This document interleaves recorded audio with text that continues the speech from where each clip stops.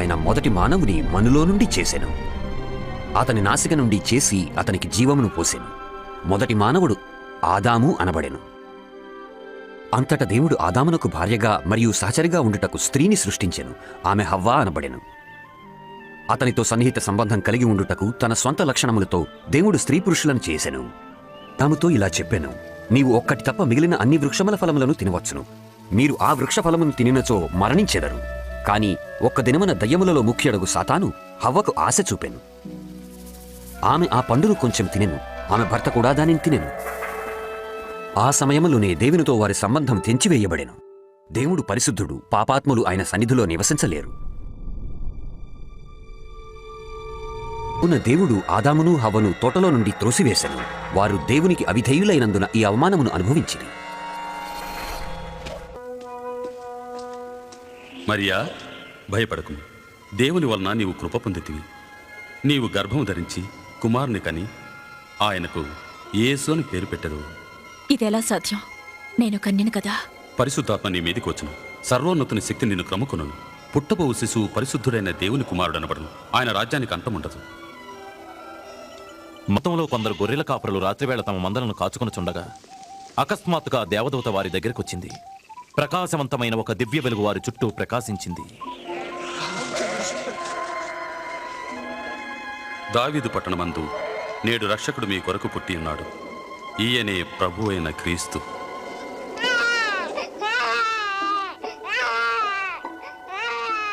గొర్రె కాపరులు ఆతృతగా వెళ్లి తొట్టిలో పడుకుని ఉన్న శిశువును చూచిరి. ఆకాశం నుండి ఇలా పలికింది, నీవు నా ప్రియ కుమారుడవు, నీ యందు నేను ఆనందిస్తున్నాను.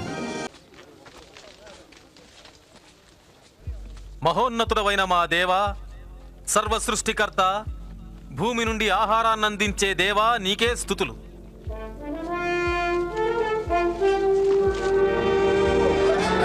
ఎంత అద్భుతం!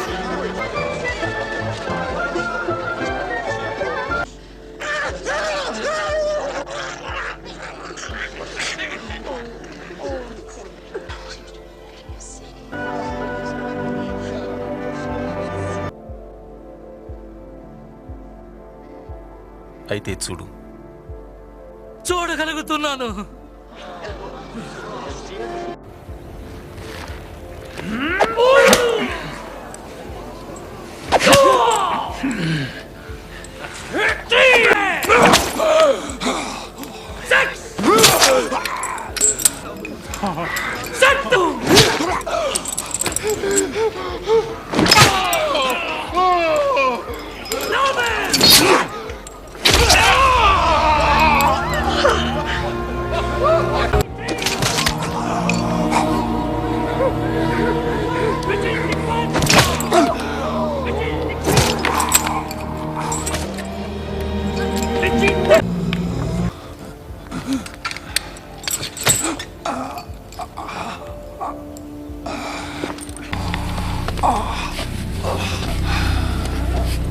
మన పాపముల నుండి విడిపించుటకు, ఆ నిత్య నరకాగ్ని నుంచి తప్పించుటకు నజరేయుడైన యేసు క్రీస్తు ప్రభువారు తన తలపై ముళ్ళ కిరీటము ధరించినాడు.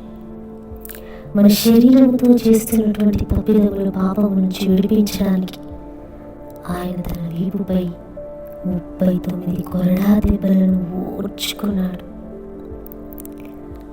ఆయన రక్తం చిందించబడింది. ఆయన ఎంతగా హింసించినా ఆయన భరించినాడు.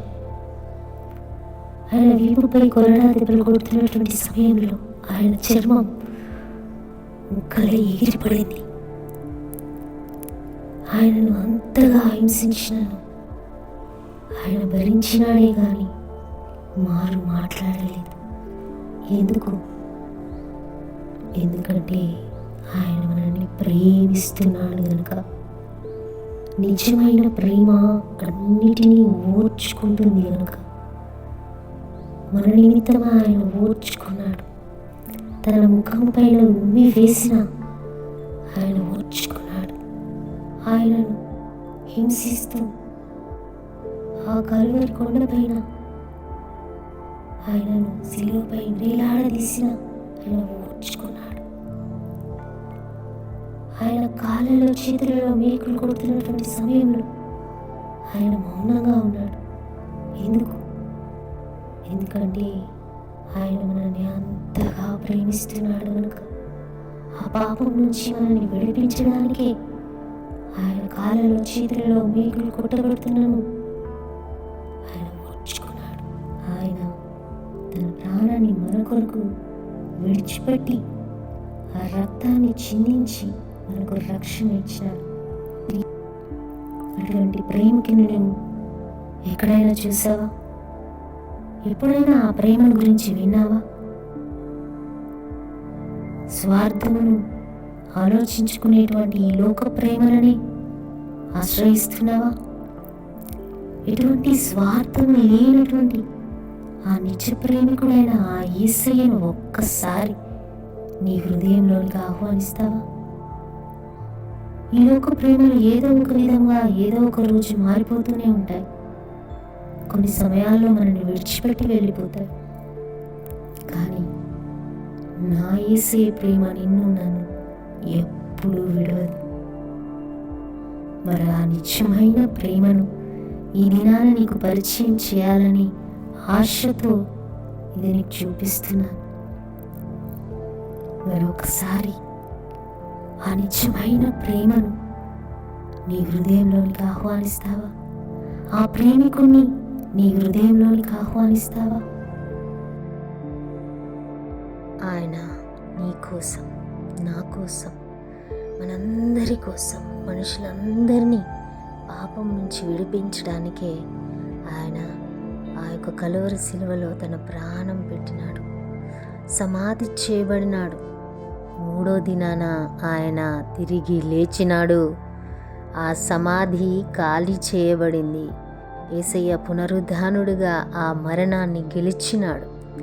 ఆయన చెబుతూ ఉన్నాడు, నన్ను విశ్వసించిన వారు నీతిమంతులుగా మార్చబడతారని.